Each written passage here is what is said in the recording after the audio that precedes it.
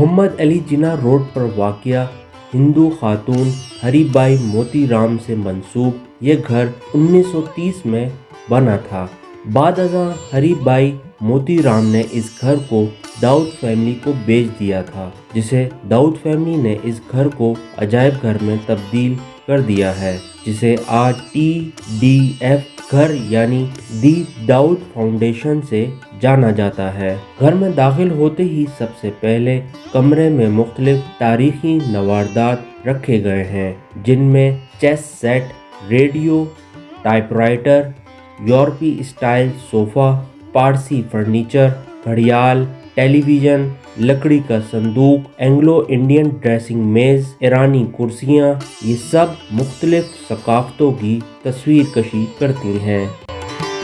اس کمرے کے فرش پر لگی خوبصورت ہاتھ سے بنی ٹائلیں اپنی اصلی حالت میں قائم ہیں۔ دیواروں پر مختلف ادوار کی یادگار تصاویر آویزاں ہیں۔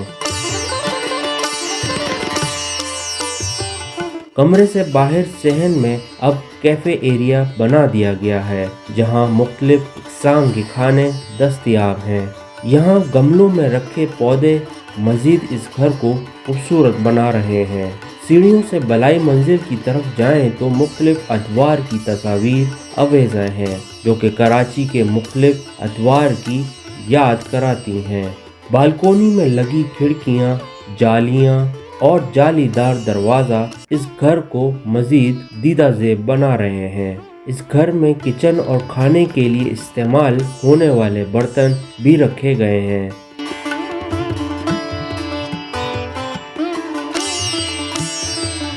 بالائی منزل پر 3 کمرے ہیں، جن کو نمائش ہال میں تبدیل کر دیا گیا ہے، جہاں مختلف اوقات میں فن کی نمائش، مذاکرے، فلمی نمائش اور ورکشاپس منعقد کی جاتی ہیں۔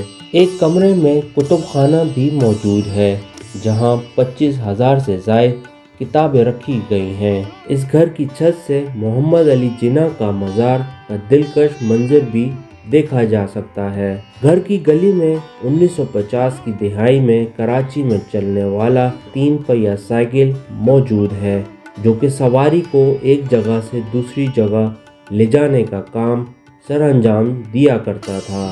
مرزا اسد اللہ خان غالب فرماتے ہیں، یہ ہم جو حجر میں دیوار و در کو دیکھتے ہیں، یہ ہم جو حجر میں دیوار و در کو دیکھتے ہیں، کبھی صبا کو کبھی نامہ بر کو دیکھتے ہیں۔